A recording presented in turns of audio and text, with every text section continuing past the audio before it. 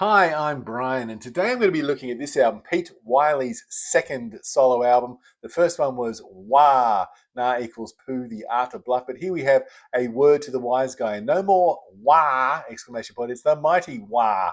And check out that cover, would you? That's some really amazing imagery there, very much iconographic imagery from a particular time and place, which is reminding us of the relevance of that sort of social protest and upheaval even today. This album is an original UK pressing, but it's been beaten up, as you can see. It's had its time.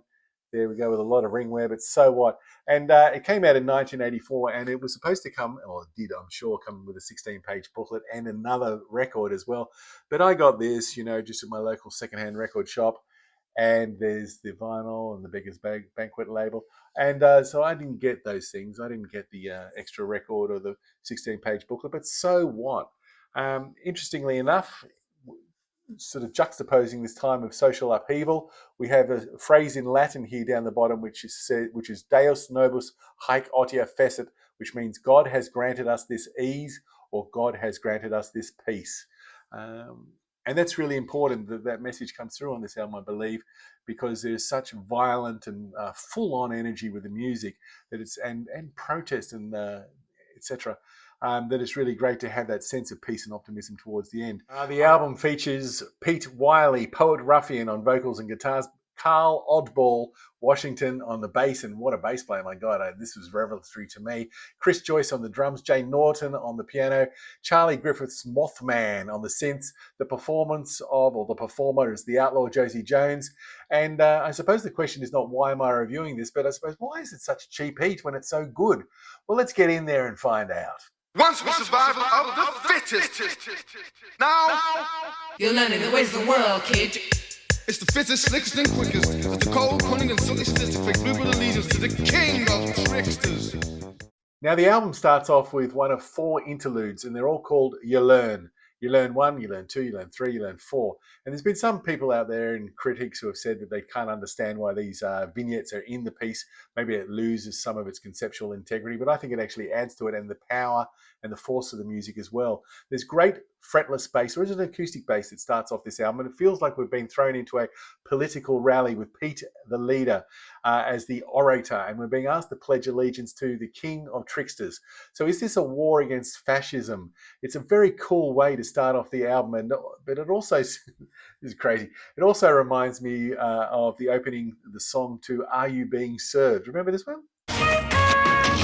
For telephones, gents, ready-made suits, shirts, socks, ties, hats, underwear and shoes going up.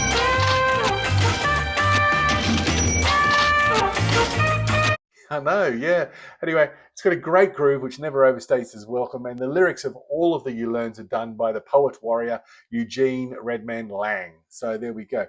We've got the second single up next, which is called Weekends, which has definitely got this sort of a Middle Eastern vibe about it, which then breaks into the sort of this Northern Soul, Motownish sort of vibe here. And that's one of the things that really goes throughout this album, is we do get into a lot of that Northern Soul, Motownish sort of vibe, which is like putting a little bit of sugar maybe into an intense cup of coffee. Just breaks it up a bit, Again, I said it before, I said it right at the beginning, how amazing Oddball Washington's bass here is, and here it's very much the star. Now, Pete is a great singer, as we know, and I think, interestingly enough, we get a little sense of John Anderson from Yes in the quality of the sound here, and I do mean that as a compliment. Lyrics are really interesting because they name check New York, Warhol, De Niro, Rio, Duran, Rio, probably came out at this exact moment here. Maybe there's a backstory. Put it down in the comments if you know what it is. But all these very fashionable people, and yet it's talking about the average punter. So how come we always end up here? Weekends, week in, week out. I love it. Let's have a little listen to a bit of it. Sometimes you think in the long run everything will be fine, but quick as you blink, there's no long run, just a slow, painful track to the end of the line.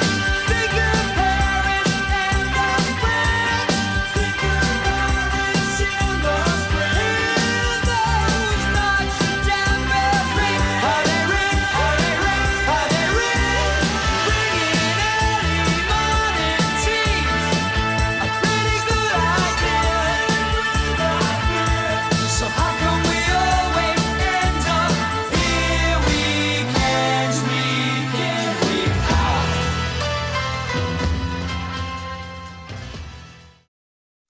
Everwanna is the third song on the album, and it was also the third single in Australia. And there's this big wailing scream which starts us off, and it sort of gives me that vibe. I'm using the word vibe am I a lot today? Anyway, it doesn't matter. It gives me that vibe of what John Lennon was talking about with the vocal from Tomorrow Never Knows. He wanted to make it sound like it was coming from the top of a mountain or something like that. You know what I mean? We're going straight into that Motownish, but also westbound funk sort of style with a horn section and lyrics which are asking us to testify.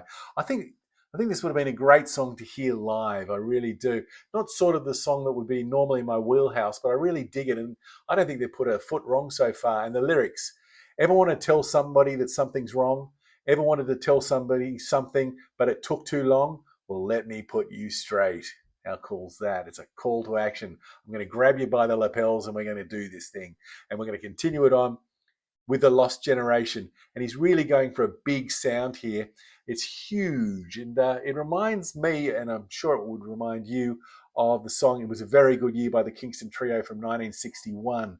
But you know, while that sort of hobbles along in this little ballad, this is a full force assault here, and the bass runs from Oddball Washington are just astonishing.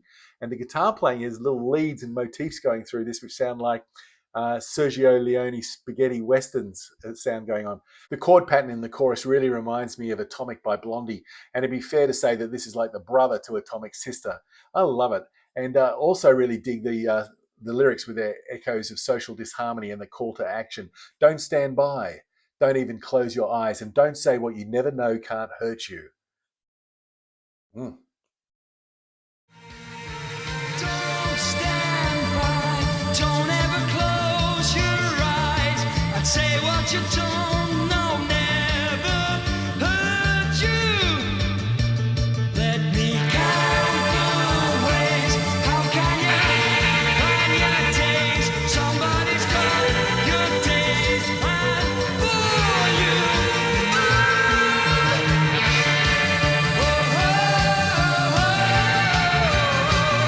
We're gonna defend the strength of the nation.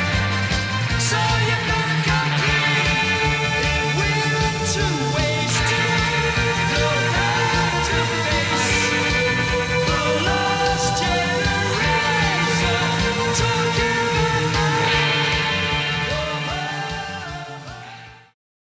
The second of the Yuh Learn vignettes comes up next, and once again it maintains that wariness about fascist autocratic governments and that big brother sort of political rally vibe to it. Be wary of what you say and be careful of what you do, that type of thing.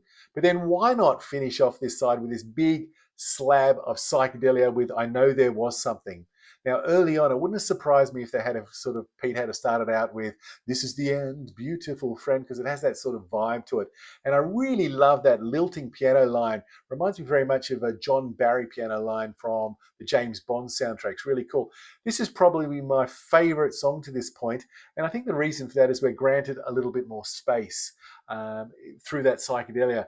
You know, early on maybe in this album we've got that sense of Indiana Jones running away from that ball that's following him all the time, just trying to get out of the way, dodging everything that comes along, snakes and spiders, etc. But now we've got an opportunity to breathe. Although let me tell you, the ending of this song does get pretty warped. It's like they've decided they're going to do something similar to the ending of A Day in the Life, and the band said, well, how do we do that? And they go, just play anything you want. And that's what it goes like completely crazy, and then it devolves into nothing. There's some great lyrics on this too. Heaven-sent opportunities came and went, lost the teeth we'd found. How I wish we'd stood our ground. That's what I'm trying to say to you, that direct address again. And I love this imagery here. Last night, she said to me her words were ice. The bubbles burst. Why don't you blow another? Why don't we listen to a bit of I Know There Was Something?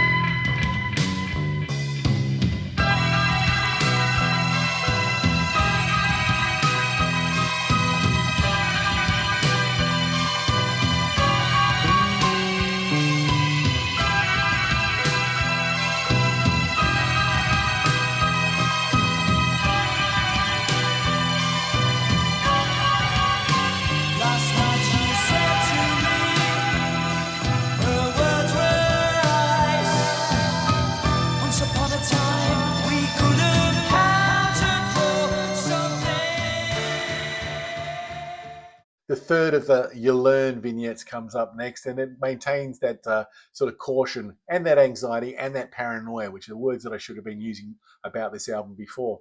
But then we move into the second song on the album, which is called In the Bleak / Body and Soul / Midwinter. And it has a really opening start thanks to the bass propelling it and the whole band moving forward, lifting us to the jump off point when Pete comes in with his impassioned vocals. He does know how to hit the melodramatic button, there's no doubt about that, but he also at the same time hits the emotionally authentic button, which I think is really important. The bass line in the middle section has a great set the controls for the heart of the sun vibe as well. But the body and soul chorus doesn't really work for me. And here's the thing that I'm picking up from this album. We've got these great grooves, great intros, great middle sections, often great verses, but do we have the great choruses to go with them? I'm not quite sure. Anyway, this song is a real nod to the 60s, so let's go back in time.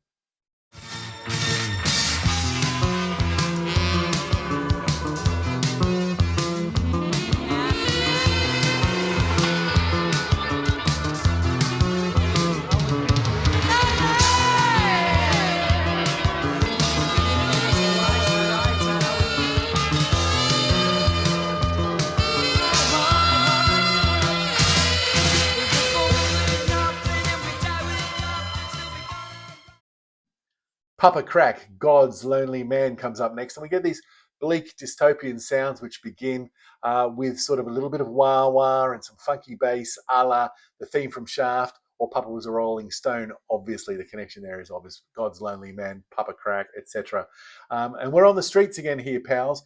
The percussion accents and syncopation, mainly by Chris, but I think there are others involved as well, are insane. And I love how the bass is locking down the groove here, which allows the drummer to go a little bit wild and have some fun.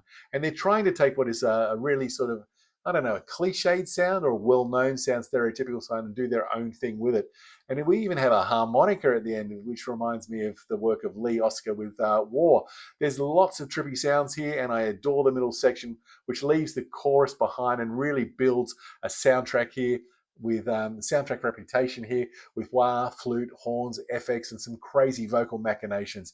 It's psyched out, and it is my favorite song on the album. Let's hear why. I think I've just explained why. Let's hear a bit of it. Let's enjoy.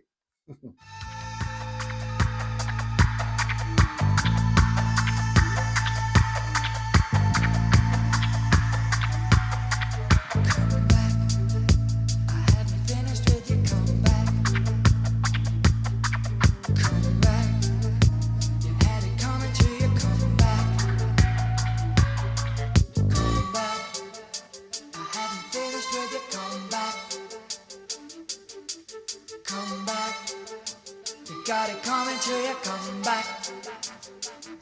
Come back.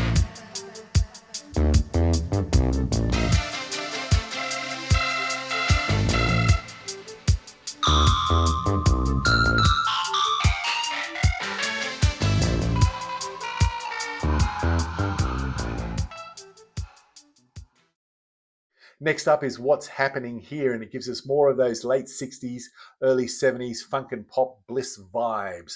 There's a lot going on here. The drummer is pounding out a really steady rhythm with a great funk bass. The synths are acting as an orchestra or at least a quartet.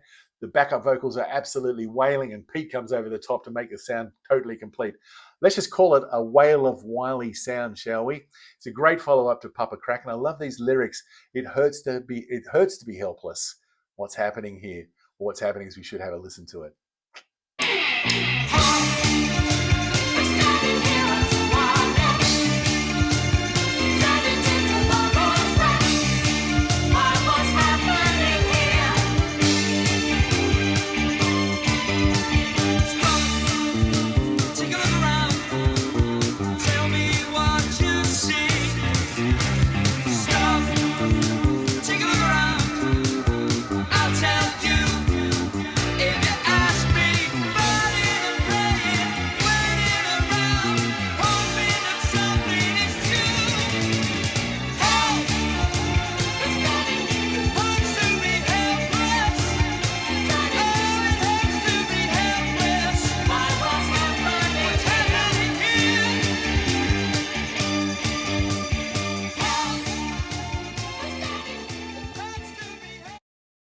final Yuh Learn vignette comes up next, and it features this sort of early metal, discombobulating, fractured synth, some rapping, and also a call to action. So maintaining that consistency in theme-wise, at least until the end of this album. And that's followed by the first single on the album, which is Comeback, the story of the Reds. And I really like the beautiful jangled guitar at the start here. And once again, for a pop song, there's a huge wall of sound, a Pete Wylie wall of sound. That's not easy to say anyway. And I started to ask myself, where would be the best place to listen to this album? And I came up with this album. That's the one I'm talking about, isn't it? And I came up with the idea of the car. Now, I know a car is not the most conducive place to listen to a record, but hear me out. If Muhammad Ali can do it, then we should all respect the champ and go for it. Let's do it. Anyway, there's a real sense of northern soul here. And unfortunately, though, this song for some reason doesn't connect with me so well. It really does build monumentally up towards something, but once we get there, I find that it's a little bit uninteresting for me. Though I will say this, it's really cool with an album that's full of paranoia and anxiety and warning against fascist governments, etc., that it does finish with a peak of optimism, which is really cool. I do like this album a lot. I really do. Maybe just a touch beneath The Art of Bluff, but I really do like it. But then I asked myself, have I reached peak Pete? Are 2 albums enough for me? And do you know what I thought to myself? Any album where I see Pete Wylie that Pete Wylie has put out and it's cheap is going immediately straight into my record collection until he does a dud or one that I don't really enjoy that much. And then I'll drop him because life's too short. Anyway, terrible, isn't it? Anyway, I hope you're doing really well. Thanks for watching, and bye now.